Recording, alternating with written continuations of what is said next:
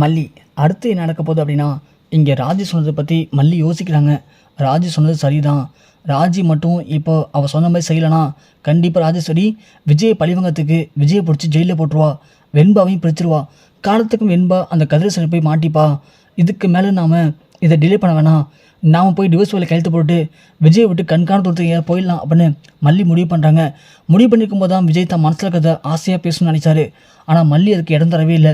விஜய் ரொம்ப ஒரு மாதிரி சோர்ந்து போயிட்டாரு. ஒரு மாதிரி சோகமாக வெளியே வரும்போது அன்னப்பண்ணி பார்த்துட்டு, என்ன மாப்பிள்ள ஏன் ஒரு மாதிரி சோகமாக இருக்கீங்க? இல்லத்த, நீங்கள் சொன்ன மாதிரி நான் மல்லிக்கிட்ட சந்தோஷமாக போயிட்டு தான் மனசு எல்லாத்தையும் மனசை விட்டு பேசணும்னு ஆசைப்பட்டேன். ஆனால் மல்லி என்னமோ தெரில, என் மேலே ஏதோ கோவமாக இருக்கா போல. நான் பேசினாலே அவாய்ட் பண்ணுற மாதிரி பேசுகிறா.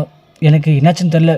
நான் எதுவும் தப்பு பண்ணிட்டேன் அத்தை, சொல்லுங்கத்த அப்படின்னு கேட்க, இல்லையே மாப்பிள்ள மல்லி நல்லா தான் இருந்தா, என்னாச்சு அவளுக்கு?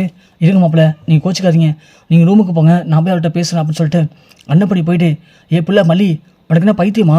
மாப்பிள்ளை தம்பி வந்தவன்கிட்ட பேச வந்தாராம், நீ என்னமோ மனசை கொடுத்து பேசலையாமே, என்னாச்சு பிள்ளை உனக்கு? என்ன லூஸா உனக்கு? இந்த நாளுக்காக தான் நீ இத்தனை நாள் ஆசைப்பட்ட, அப்படி இருக்கும்போது என்னாச்சு உனக்கு சொல்லுடி அப்படின்னு கேட்க, மல்லி ஒரு மாதிரி சோகமாக உட்காந்துருக்காங்க.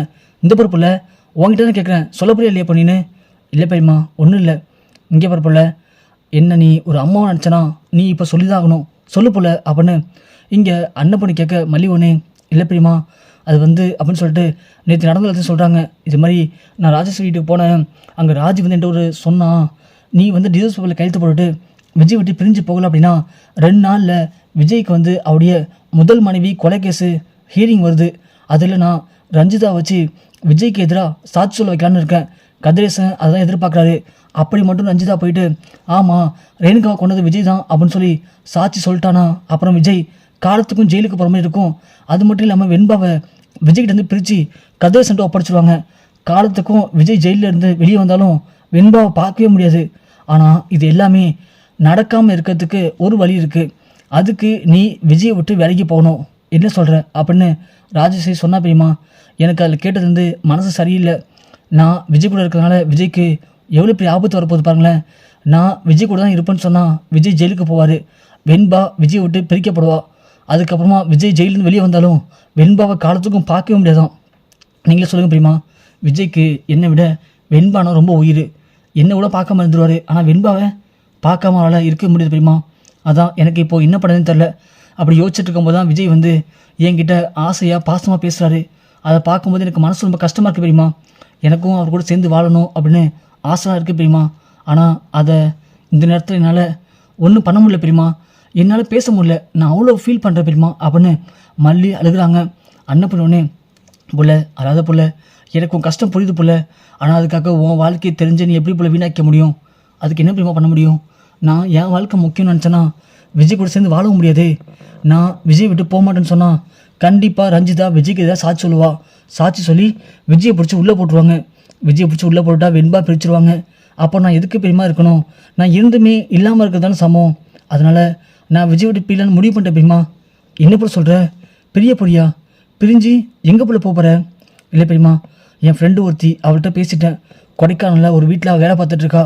அந்த வீட்டில் குழந்தைய பார்த்துக்கிறதுக்கு ஒரு லேடி தேவையா. அதனால் நான் அங்கே போன்ட்டு இருக்கேன் பெரியமா. போயிட்டு ஒரு 6 மாதம் நான் அங்கே இருக்கலாம்னு முடிவு பண்ணிட்டேன். நான் போகிறதுக்கு முன்னாடி ராஜேஸ்வரியை பார்த்து அந்த டிவோர்ஸ் பேப்பரில் கையெழுத்து போட்டு கொடுத்துட்டு நான் அங்கே போயிடுறேன். எப்படியும் விஜய் நான் அவர்கிட்ட பிரிஞ்சு போயிட்டேன் அப்படின்னு அவருக்கு தெரிய வரும். தெரிய வந்ததுக்கப்புறமா கஷ்டப்படுவார், ஃபீல் பண்ணுவார், என்கிட்ட பேசணும்னு நினப்பார். ஆனால் நான் இங்கே இருக்க மாட்டேனே, நான் தான் அங்கே போயிடுவேன்ல. அதுக்கப்புறம் கொஞ்ச நாளில் அவர் எல்லாத்தையும் மறந்துட்டு வெண்பா வச்சு சந்தோஷமாக வாழ ஆரம்பிச்சிடுவார். அதுக்கப்புறமா நான் திரும்ப வந்துடுறேன் பெரியமா. ஆனால் ஒன்று பெரியமா, இந்த விஷயம் மட்டும் விஜய்க்கு தெரிய வேணாம். விஜய்க்கு தெரிஞ்சால் கண்டிப்பாக என்னை போக விட மாட்டார். அவர் ஏதாவது முட்டாள்தனம் பண்ணி வெண்பாவை இழந்துட்டாருன்னா காலத்துக்கும் என்னால் வெண்பாவை இழந்த சோகம் அவரை போட்டு ரொம்ப வாட்டி எடுக்கும். அதனால் அவரும் நிம்மதியாக இருக்க முடியாது, நானும் நிம்மதியாக இருக்க முடியாது பெரியமா. நான் அங்கே போயிட்டு நைட் எப்படி போயிடுவேன்.